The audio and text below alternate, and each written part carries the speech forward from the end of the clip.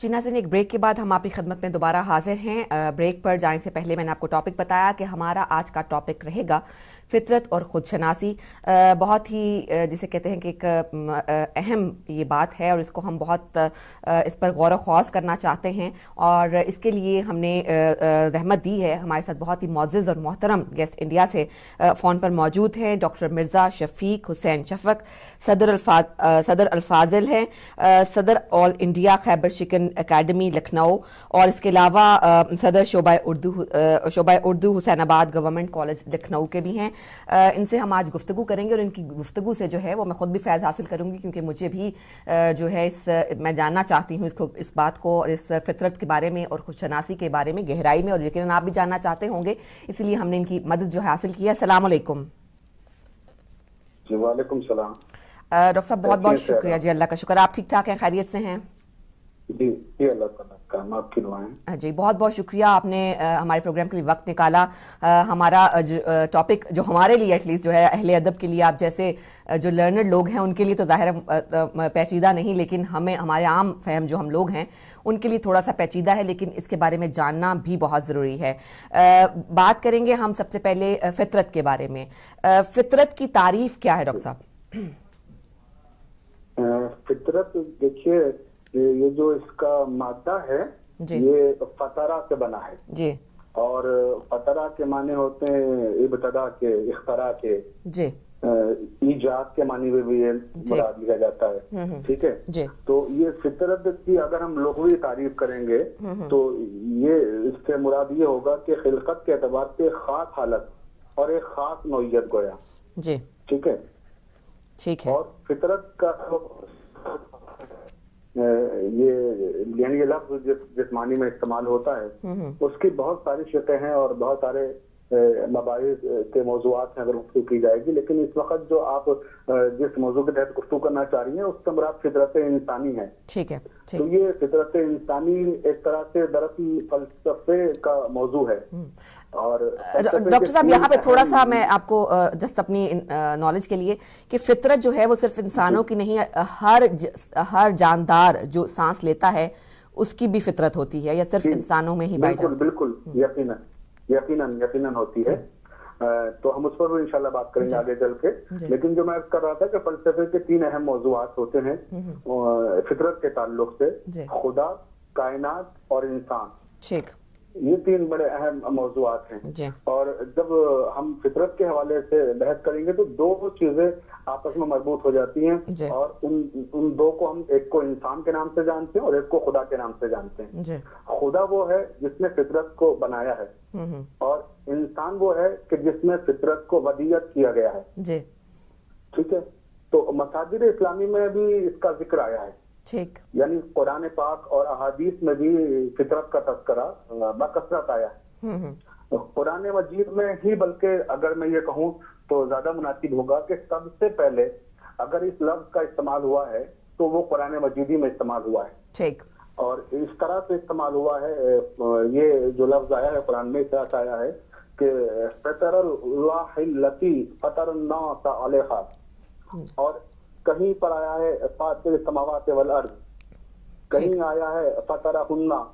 इस तरह से अलग अलग अंदाज में इस लफ्ज का इस्तेमाल आप देखिए कुरान मजीद में हुआ है, और खुद अहादीस में पैगंबर इस्लाम हज़रत मुहम्मद मुस्तफा सल्लल्लाहु अलैहि वसल्लम ने भी इसका इस्तेमाल किया है। एक खास मौके पे आपने इरशाद फरमाया कि कुल्लु मौलूदिन युलिदु अला फितरतिल इस्लाम, यानी हर बच्चा जो भी पैदा होता है दुनिया में वो इस्लाम की फितरत पर पैदा होता है। अब ये यहाँ इस्लाम की फितरत से मुराद ये नहीं कि हम उसके मानी को महदूद कर दें कि सिर्फ समझे कि मुसलमान पैदा होता है, बल्कि यहाँ पर इस्लाम की फितरत से मुराद जो है वो वहदत खुदा है, तौहीद खुदा है। ठीक, यानी जो भी बच्चा पैदा होता है तो वो तौहीद पर पैदा होता है जी।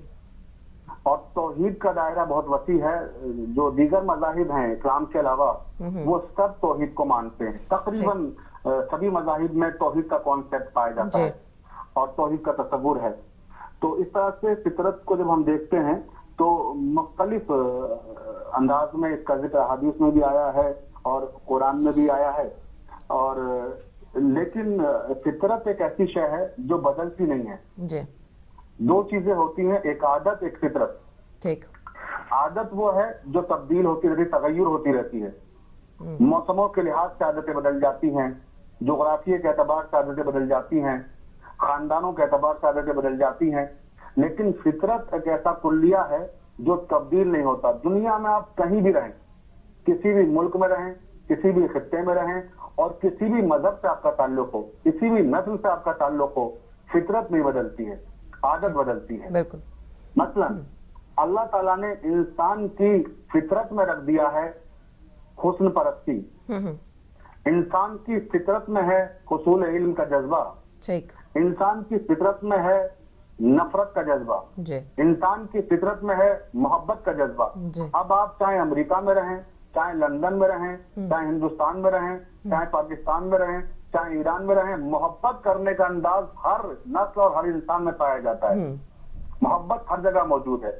یہ ایک ایسا جذبہ ہے جو فطرت کا حصہ ہے. صحیح. اور سب کا انداز ایک سا ہوگا محبت کرنے کا. اگر آپ کرسچن ہیں, اگر آپ مسلمان ہیں, اگر آپ عیسائی ہیں, اگر آپ یہودی ہیں, آپ کچھ بھی ہیں, آپ غیر مسلم ہیں, ٹھیک ہے, تو محبت سب کرتے ہیں, اور محبت کا انداز بھی سب کا ایک سا ہوتا ہے. اور نفرت بھی سب کرتے ہیں, اس کا انداز بھی سب کا ایک سا ہے. یعنی نفرت اور محبت تو ہے, اب وہ طریقے بدل جاتے ہیں. کہ کسی کا طریقہ نفرت کا کوئی شدت پسند ہوتا ہے, کسی کے یہاں نفرت ہے مگر اتنی زیادہ شدید نہیں ہے, کسی کے یہاں محبت ہے بہت زیادہ شدت کے ساتھ ہے, کسی کے یہاں محبت ہے کم ہے, مگر پائی ضرور جاتی ہے محبت ہر جگہ, اور ہر نسل کے انسانوں, ہر ملک کے رہنے والے میں پائی جاتی ہے. تو یہ وہ جذبے ہیں جو انسان کے اندر فطری طور پر پائے جاتے ہیں. ان میں تبدیلی نہیں ہے, ان میں تغیر نہیں ہے. تو یہ بتائیے گا قبلہ کہ فطرت آپ کہہ رہے ہیں کہ فطرت ایک جیسی, تو کیا ہر انسان کی اس کا مطلب ہے کہ فطرت ایک ہی ہوتی ہے, یعنی سب کی ایک جیسی ہے؟ بالکل. دیکھیے جی بالکل, جیسے میں نے ابھی آپ کے خدمت میں ایک حدیث کی تلاوت کی کہ کلو مولود یولد علی فطرت الاسلام, ہر انسان, ہر بچہ فطرت اسلام پہ پیدا ہوا ہے. ٹھیک ہے, اب فطرت اسلام کیا ہے؟ فطرت اسلام ہے نیکی, فطرت اسلام ہے خیر, فطرت اسلام ہے اچھائیاں. ٹھیک ہے, جب انسان پیدا ہوتا ہے خیر پر پیدا ہوتا ہے, اچھی فطرت لے کے پیدا ہوتا ہے. اب جو اس کی تربیت کرنے والے ہوتے ہیں اس بچے کی, جیسے وہ خود ہوتے ہیں ویسے ہی اس بچے کو بنا دیتے ہیں جس کی وہ تربیت کر رہے ہوتے ہیں. فطرت اور تربیت یہ دونوں ساتھ ساتھ چلتی ہیں. ٹھیک. تو قبلہ یہ بتائیے گا کہ جیسے ہم بعض اوقات اگر ہم عام فہم زبان میں اس کو بات کریں تو ہم اکثر کہتے ہیں کہ جیسے ایک شخص ہے, ہم اس کو ایکسپیکٹ کرتے ہیں کہ اس سے کینہ پروری جو ہے ہم ایکسپیکٹ کرتے ہیں کہ اس کے دلوں میں کینہ رکھتا ہے, تو ہم اکثر یہ جملہ استعمال کرتے ہیں کہ اس کی تو فطرت ہی ایسی ہے, یہ لاکھ اچھا ہو جائے, لاکھ اس میں چینجز آ جائیں, لیکن یہ اس کام سے باز نہیں آئے گا. تو لائک آپ کہتے ہیں اس عمر میں آ کے ٹھیک ہو جائے گا, نہیں اس عمر میں آ کے ٹھیک ہو جائے گا, لیکن ہم دوبارہ ہم دیکھتے ہیں کہ اس کے اندر فرض کیجئے کینہ ہے تو کینہ ہی پایا جائے گا. تو یہ پھر کیا چیز ہے, اس میں کیا ڈیفرنس ہے؟ ہاں بالکل, میں نے ابھی عرض کیا تھا کہ یہ وہی چیز آ گئی, نفرت کی ایک شکل ہے کینہ. ٹھیک. میں نے ابھی کہا تھا آپ سے کہ انسان کے اندر دو جذبے پائے جاتے ہیں, ایک نفرت, ایک محبت. تو اسلام پر جو ابھی میں نے کیا کہ ہر انسان کو, ہر بچے کو اللہ تعالیٰ نے فطرت اسلام پہ پیدا کیا ہے. تو اسلام کیا ہے؟ دین محبت ہے, تو محبت پہ پیدا کیا گیا تھا. لیکن فطرت میں دونوں چیزیں شامل ہیں, نفرت بھی اور محبت بھی. ایسے ہی کینہ بھی فطرت میں شامل ہے, اور حسن اخلاق بھی فطرت میں شامل ہے. اب یہ آپ کے اوپر ہے, اللہ تعالیٰ نے اختیار آپ کو دیا ہے. دونوں چیزیں آپ کے سامنے ہیں, دونوں راستے آپ کے سامنے ہیں, جو برائی کی طرف لے کے جاتا ہے, جو اچھائی کی طرف لے کے جاتا ہے. ایک وہ راستہ ہے جو کینے کی طرف لے کے جا رہا ہے آپ کو, ایک وہ راستہ ہے جو حسن اخلاق کی طرف لے کے جا رہا ہے, جس میں لوگوں کی بھلائی پوشیدہ ہے, جس میں لوگوں کے لیے نیکیاں چھپی ہوئی ہیں. تو اب یہ آپ کو حق ہے, اس کے لیے اللہ نے آپ کو دی عقل کہ اب آپ عقل کا استعمال کریں اور آپ طے کریں کہ آپ کو کس راستے پہ جانا ہے. آپ کو کینہ پروری کی طرف جانا ہے, آپ کو حسن اخلاق کی طرف جانا ہے, آپ محبتوں کو فروغ دینا چاہتے ہیں یا نفرتوں کو فروغ دینا چاہتے ہیں. اسی چیز کو اسلام نے عمل سے تعبیر کیا ہے, اور عمل ہی کی جزا جنت اور جہنم ہے. کہ اگر آپ کا عمل اچھا ہے تو آپ کو جنت ملے گی، اور اگر آپ کا عمل برا ہے تو آپ کو جہنم ملے گی۔ تو آپ کے دل میں اگر کینہ پروری ہے، اگر آپ کے دل میں حسد کے عناصر پائے جاتے ہیں، تو ظاہر سی بات ہے کہ یہ اللہ کو پسند نہیں ہے۔ اللہ کی پسندیدہ چیزیں تو یہ ہیں کہ ہم مخلوق کے بارے میں اس کی اچھا سوچیں، اور اسلام بار بار اس بات پر زور دیتا ہے کہ ہمیشہ دوسروں کے معاملے میں حسن ظن سے کام لیجیے، سوء ظن سے نہیں۔ سوء ظن کی مسلسل مذمت کی گئی احادیث میں بھی ہے، اور ائمہ معصومین علیہم السلام کے کردار بھی اس بات کے گواہ ہیں کہ ہمیشہ اسی بات پر زور دیا گیا کہ ہم دوسروں کے تعلق سے سوء ظن سے کام نہ لیں، بلکہ حسن ظن سے کام لیں، ان کے بارے میں اچھا سوچیں۔ تو جب اچھا سوچیں گے تو ظاہر سی بات ہے ہمارے دل میں کینہ نہیں آئے گا۔ ٹھیک ہے، اچھا مگر یہ جیسا کہ ابھی جی وکرم بھائی یہ بتائیے گا کہ جینز کا کیا عمل دخل ہوگا فطرت میں، جینیٹیکلی کیا عمل دخل ہوگا؟ نہیں بالکل ہوگا، جیسا کہ آپ اکثر یہ سنتی ہیں اور کہا جاتا ہے اور ہم بھی سنتے ہیں کہ انسان کی نسل میں جو خاندان جس سے ہم وابستہ ہیں، جس قبیلے میں ہم پیدا ہوئے ہیں، تو وہ نسل کے اثرات بھی پائے جاتے ہیں کہ اگر کسی کے خون میں حسن اخلاق پایا جاتا ہے تو وہ اس کے بچوں میں منتقل ہوتا ہے۔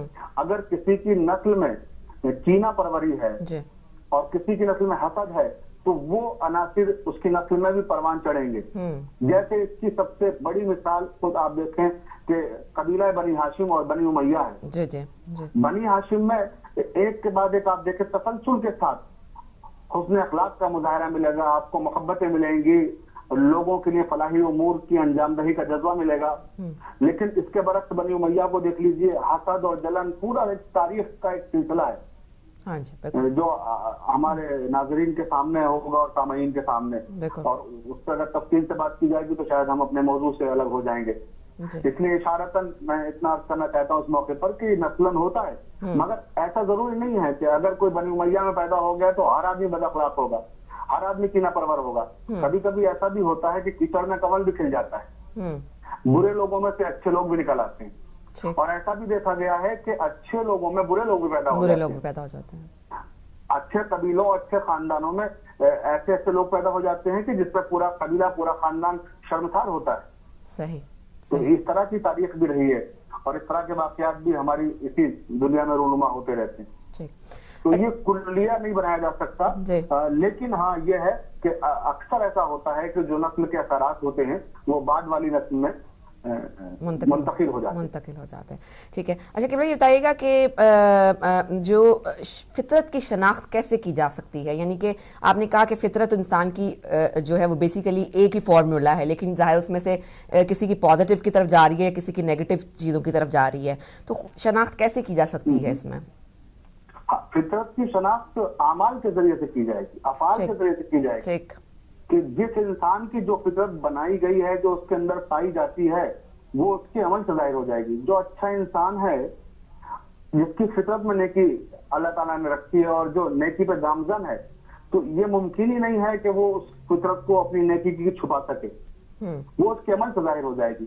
اور اگر کسی کے اندر کینہ پروری ہے، بغض ہے، حسد ہے اور شر ہے، تو ظاہر سی بات سے وہ فطرت میں اس کی اگر شر ہے تو وہ چھپ نہیں سکتا، اس کے عمل سے ظاہر ہوگا۔ آپ دیکھیں گے کہ جو شر پسند لوگ ہوتے ہیں وہ فتنہ پروری کرتے ہیں اور لوگوں کو ستاتے ہیں، پریشان کرتے ہیں، اور ان کے حقوق کو غصب کر لیتے ہیں، اور ان کے نزدیک نہ کوئی اپنا ہوتا ہے نہ کوئی پرایا ہوتا ہے۔ بالکل بالکل جی۔ تھوڑا سا ہم قبلہ جو ہے خود شناسی کی طرف بڑھیں گے۔ خود شناسی کی کیا چیز ہے بیسیکلی، کیا ہے کیا یہ؟ دیکھیے، خود شناسی کے لیے تو میں مولا کائنات کا ایک قول سنانا چاہوں گا، حضرت علی ابن ابی طالب علیہ السلام ارشاد فرماتے ہیں کہ من عرف نفسہ فقد عرف ربہ۔ آپ نے فرمایا کہ جس نے اپنے نفس کو پہچان لیا، جس نے خود کو پہچان لیا، اس نے گویا اللہ تعالیٰ کو پہچان لیا۔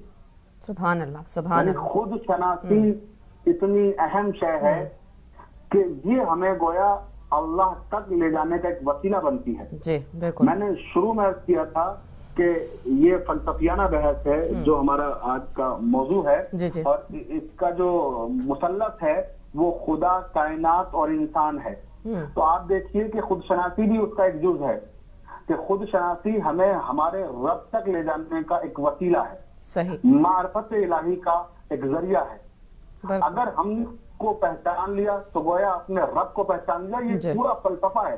مولا کائنات نے اس ایک جملے میں بہت ساری طویل گفتگو کو سمیٹ دیا ہے۔ ایک طرح سے اگر کہا جائے تو یوں سمجھ لیں کہ اللہ کو پہچاننا کوئی آسان کام نہیں ہے۔ بالکل، اللہ کو پہچاننا، اللہ کی معرفت حاصل کرنا بڑا مشکل کام ہے، لیکن بہت آسان بھی ہو جاتا ہے یہ سب کہ جب ہم خود اپنی معرفت حاصل کر لیں۔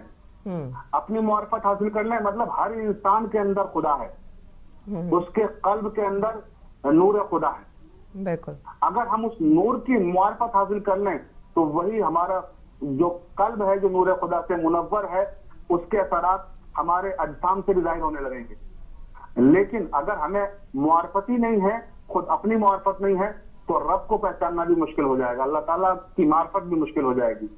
تو بنیادی وسیلہ ہے اللہ تعالیٰ کی معرفت کا انسان کا خود کو پہچاننا۔ صحیح، جس نے خود کو پہچان لیا اس نے اللہ کو پہچان لیا۔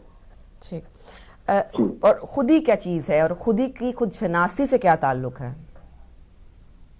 دیکھیے، خودی اور خود شناسی یہ ایک ہی قبیلے کے لفظ ہیں، یوں کہہ سکتے ہیں اس کو، اور مفہوم اگر دیکھا جائے تو تھوڑا الگ الگ ہے۔ خود شناسی تو بالکل ذاتی طور پر جیسے ہم عرفان حاصل کرنا، اپنی معرفت حاصل کرنا، ٹھیک ہے، اور خودی ایک مخصوص جذبہ ہے، ایک مخصوص شے ہے جسے ہم خودی سے تعبیر کرتے ہیں۔ خودی کا تذکرہ علامہ اقبال نے بہت کیا اپنی شاعری میں، جی بالکل بالکل، اور ان کے یہاں خودی ایک بہت ہی مضبوط استعارے کے طور پر استعمال ہوئی ہے۔ اسرار خودی کے نام سے انہوں نے پوری مثنوی لکھی ہے فارسی میں، جی، اور اسرار خودی کے علاوہ بھی ان کے یہاں اردو شاعری میں بھی جی جی، جو ان کا اردو کلام ہے اس میں بھی بہت زیادہ تذکرہ خودی کا کیا ہے۔ مثلا وہ کہتے ہیں کہ خودی کو جس نے فلک سے بلند تر دیکھا، جی، خودی کو جس نے فلک سے بلند تر دیکھا، وہی ہے مملکت صبح و شام سے آگاہ۔ واہ سبحان اللہ، بے شک بے شک۔ آپ دیکھیے علامہ اقبال خودی کو کس کس انداز میں انہوں نے پیش کیا ہے۔ کچھ شعر مجھے اس وقت بکھرے ہوئے ہیں ذہن میں، شاید جمع کرنے کی کوشش کر رہا ہوں، یاد آ رہے ہیں کہ انہوں نے ایک مقام پر یہ بھی کہا تھا کہ اس قوم کو شمشیر کی حاجت نہیں رہتی، اس قوم کو شمشیر کی حاجت نہیں رہتی، ہو جس کے جوانوں کی خودی صورت فولاد۔ واہ، بے شک بے آپ شک، دیکھیں خودی کے کتنے اسٹیٹس ہیں، کتنے کانسیپٹس ہیں، کتنے تصورات ہیں جو علامہ اقبال نے پیش کیے ہیں۔ یا انہوں نے کہا کہ خودی وہ بحر ہے جس کا کوئی کنارہ نہیں، خودی وہ بحر ہے جس کا کوئی کنارہ نہیں، تو آپ جو سے سمجھا اگر تو چارہ نہیں، ہے نا۔ تو آپ دیکھیں بہت ہی خوبصورت انداز میں علامہ اقبال نے اس کو پیش کیا ہے۔ یا ایک اور شعر مجھے یاد آ رہا ہے کہ میرا طریق امیری نہیں فقیری ہے، میرا طریق امیری نہیں فقیری ہے، خودی نہ بیچ غریبی میں نام پیدا کر۔ سبحان اللہ، بہت خوب، بہت ہی خوبصورت شعر۔ آپ دیکھیں خودی کو کس کے طرح سے علامہ اقبال نے پیش کیا ہے۔ یا اور ابھی بہت سارے شعر ہیں، اگر گفتگو کریں گے تو زیادہ طویل ہو جائے گی، پر صرف میں دو شعر اور سنانا چاہوں گا اس حوالے سے، اور پھر ہم اپنی گفتگو کی طرف واپس آئیں گے۔ کہ خودی ہو زندہ تو ہے فقر بھی شہنشاہی۔ کیا خوبصورت بات کہی دیکھیں آپ، کہ خودی ہو زندہ تو ہے فقر بھی شہنشاہی، نہیں ہے سنجر و تغرل سے کم شکوہ فقیر، نہیں ہے سنجر و تغرل سے کم شکوہ فقیر، خودی ہو زندہ تو دریائے بے کراں پایاب، خودی ہو زندہ تو کوثار پرنیال و حریر۔ آپ دیکھیں کیا خوبصورت بات علامہ اقبال نے کہی ہے۔ یہ تھوڑا سا مشکل الفاظ اس میں استعمال ہوئے ہیں، ذرا اگر آپ اجازت ہے تو میں اس کی تشریح کر دوں گا ضرور ضرور ضرور، تاکہ ہمارے نوجوان بھی لطف لے سکیں ان اشعار کا اور سمجھ سکیں کہ خودی کیا ہے اور علامہ اقبال کیا ہے، یہ اتنا مضبوط استعارہ بن کے کیوں آئی۔ ظاہر سی بات ہے کوئی اہم شے ہے تبھی تو اقبال جیسا شاعر بار بار اس پر زور دیتا ہے، چاہتا ہے کہ ہماری قوم کے اندر اور نوجوانوں کے اندر خودی پیدا ہو اور وہ خودی کی اہمیت کو سمجھیں، خودی کی معنویت کو سمجھیں۔ تو اب جیسے یہی جو آخری شعر پڑھے ہیں میں نے کہ خودی ہو زندہ تو ہے فقر بھی شہنشاہی، یعنی اگر خودی ہمارے اندر زندہ ہے، مری نہیں ہے، تو فقر میں بھی، غریبی میں بھی، غربت میں بھی بادشاہی کا مزہ ہے، شہنشاہی کا مزہ ہے۔ یعنی ہم غریب ہو کر بھی شہنشاہ بن سکتے ہیں کب؟ جب ہمارے اندر ہماری خودی خودی زندہ ہو بالکل اور خودی کو ہم نے مرنے نہ دیا ہو. نہیں ہے سنجر و تغرل سے کم شکوہ فقیر. سنجر دراصل یہ فارسی لفظ ہے اور تغرل بھی بادشاہ کو کہتے ہیں. یہ ایک سلجوقی عہد کا بادشاہ بھی گزرا ہے, تغرل جس کا نام ہے, اور سنجر بھی ایک بادشاہ گزرا ہے, اور ان کے معنوی اعتبار سے جو وہ ہیں معنی وہ بھی بادشاہ کے ہیں, یعنی سنجر بادشاہ کو کہتے ہیں, اور یہ نام بھی ایک شخص کا. اور تغرل بھی سلجوقی زمانے کا ایک بہت پاورفل ایران کا بادشاہ گزرا ہے. تو کہہ رہے ہیں کہ نہیں ہے سنجر و تغرل سے کم شکوہ فقیر, یعنی بادشاہ جو بڑے بڑے ہیں یہ سنجر ہو تغرل ہو یہ کچھ بھی نہیں ہے اگر فقیری کے اندر آپ نے اپنی شان اور شوکت کو باقی رکھا ہے تو ہم ان سے زیادہ بڑے بادشاہ ہیں. کب؟ جب ہماری خودی زندہ ہے. اور اس کے بعد کہتے ہیں خودی ہو زندہ تو دریائے بے کراں پایاب. اگر ہم نے اپنے وجود کے اندر اپنے پیکر کے اندر اپنی خودی کو زندہ رکھا ہے تو گویا ہم نے دریائے بے کراں کو پا لیا ہے. کیسا دریا جس کی انتہا ہی نہیں ہے. یا خودی ہو زندہ تو کوہتار پرنیال و حریر. کہہ رہے ہیں اگر خودی زندہ ہے تو آپ کی شخصیت گویا کوہتار ہے, پہاڑ کی مانند بلند ہے. یہ اب یہاں کوہتار, یہ پرنیان و حریر یہ سب علامتیں ہیں علامہ اقبال کے یہاں پر. تو وہ کوہتار سے مراد پہاڑ, اور پرنیال یہ ریشمی کپڑا ہوتا ہے جسے دیوا بھی کہا جاتا ہے, اور حریر بھی ایک قیمتی کپڑا ہوتا ہے. تو کہہ رہے ہیں کہ اگر یعنی خودی ہماری زندہ ہے, ہمارا قد ہماری شخصیت پہاڑوں سے بھی زیادہ بلند ہے, اور پرنیال و حریر سے بھی زیادہ بیش قیمتی ہیں ہم, اگر خودی ہماری زندہ ہے. اور خودی مر گئی تو پھر سمجھ لیجئے کہ ہمارا وجود مر گیا. اور خودی ہی انسان کو بلندیوں کی طرف لے کے جاتی ہے. خودی اگر انسان کے اندر ہے تو وہ حساس بھی ہوتا ہے چیزوں کو لے کر, قوموں کو لے کر. اسے اگر دوسرے لفظوں میں کہا جائے تو جیسے غیرت قومی کا مر جانا, اگر غیرت قومی مر جاتی ہے تو کیا ہے, یعنی خودی ہم نے بیچ دی. علامہ اقبال کو ایک شعر پڑھا تھا نا میں نے ابھی درمیان میں, خودی نہ بیچ غریبی میں نام پیدا کر.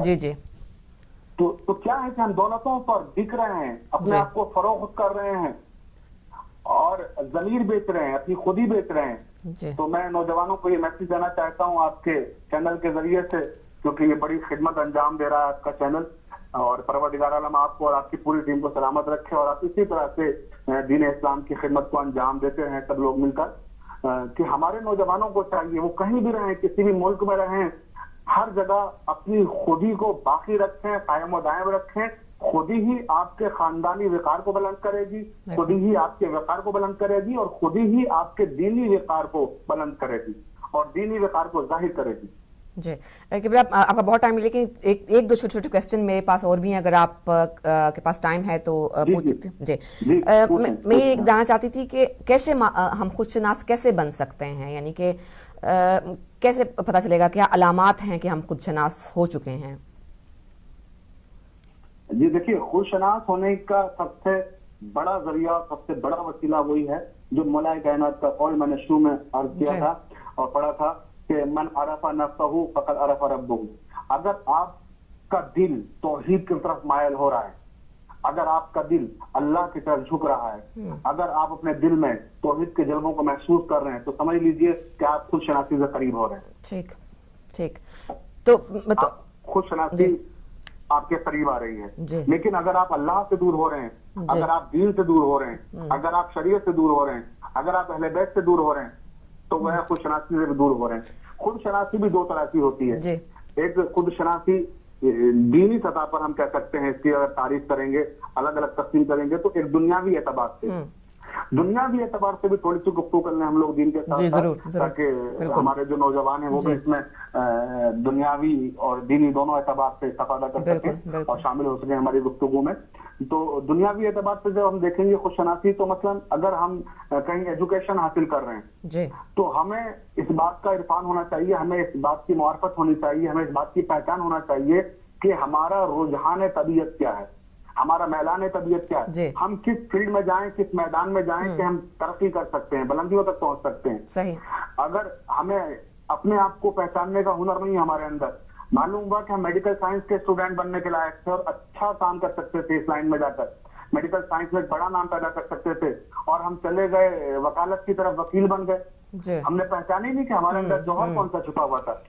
یا ہم دینی تعلیم حاصل کر کے ایک دین کی خدمت انجام دے سکتے تھے، اور ہمارے اندر جو جوہر تھے اور جو ہماری صلاحیتیں تھیں وہ دین کی طرف زیادہ مائل تھی، اور ہم نے ان کو پہچانا نہیں بر وقت، اور ہم دنیاوی امور میں مشغول ہو گئے. تو وہ ہم اپنی جو میدان تھے، جو ہماری تبلیغ کے اور جو ہمارے کارہائے نمایاں انجام دینے کے، وہ ان سے ہم دور ہو جاتے ہیں اور ان سے فاصلے پیدا ہو جاتے ہیں جب ہم خود کو نہیں پہچانتے.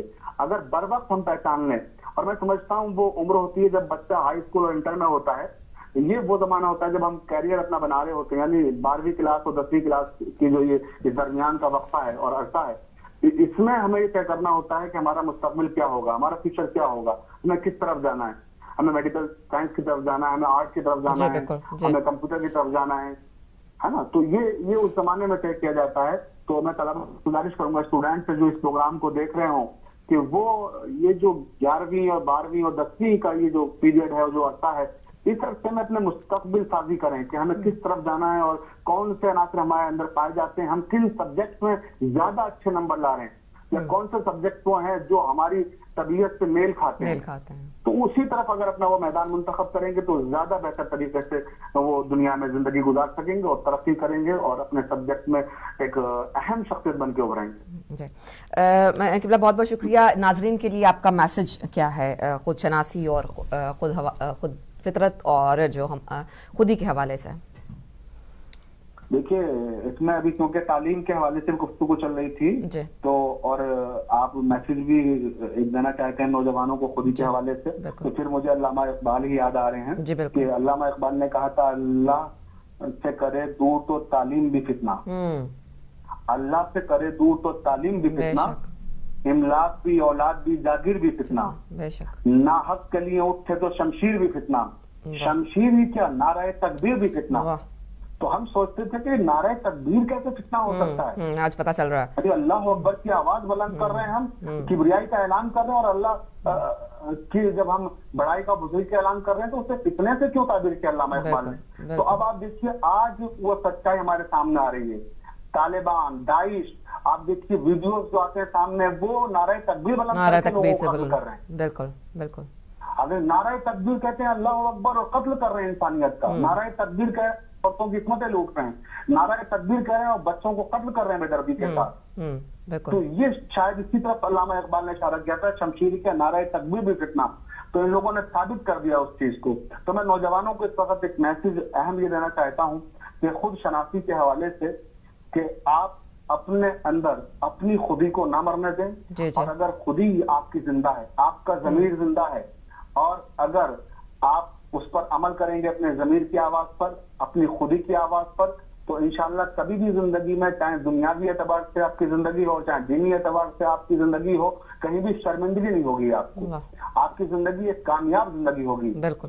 اور اگر آپ اپنی خودی کو بیچ دیں گے، آپ خودی کو فروخت کر دیں گے، خودی کو مار ڈالیں گے، تو آپ دنیا میں تو رہیں گے مگر عزت دار زندگی نہیں گزار سکیں گے. آپ خود کو سمجھے بھلے ہی کہ ہم بہت عزت دار ہیں اور بہت پیسے والے ہیں، وہ اپنی چیز ہے، لیکن دنیا آپ کو نہیں سمجھے گی اس طرح سے.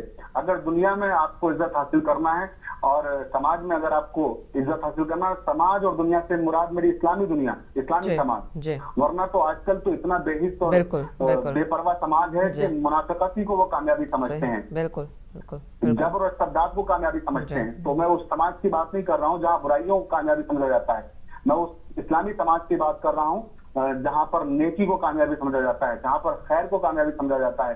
کہ اے میرے نوجوانوں، میں آپ کو پیغام دینا چاہتا ہوں ایک چینل کے ذریعے سے کہ آپ ہمیشہ خیر کے راستے پہ چلیے، شر کے راستے سے دور رہیے، اور شر پسندوں کا کبھی بھی ساتھ نہ دیجیے. ہمیشہ ان لوگوں کا ساتھ دیں جو خیر کے راستے پر چل رہے ہیں، اور خود بھی خیر کے پابند بنیں اور خیر کی راہ پر چلیں. بہت شکریہ، بہت بہت قبلہ آپ کی مشکور و ممنون ہیں، صبح ہدایت کی ٹیم بھی اور ہدایت ٹی وی بھی، کہ آپ نے ہمارے لیے وقت نکالا اور بہت اچھے طریقے سے جو ہے ہمیں سمجھایا کہ فطرت اور خود شناسی کیا چیز ہے. انشاءاللہ ہم آپ کو آئندہ آنے والے پروگرام میں بھی زحمت دیتے رہیں گے اور آپ کے علم سے ہم فائدہ اٹھاتے رہیں گے. بہت بہت شکریہ شاہد صاحب آپ کا بھی اور ہدایت چینل کا. بہت شکریہ جی.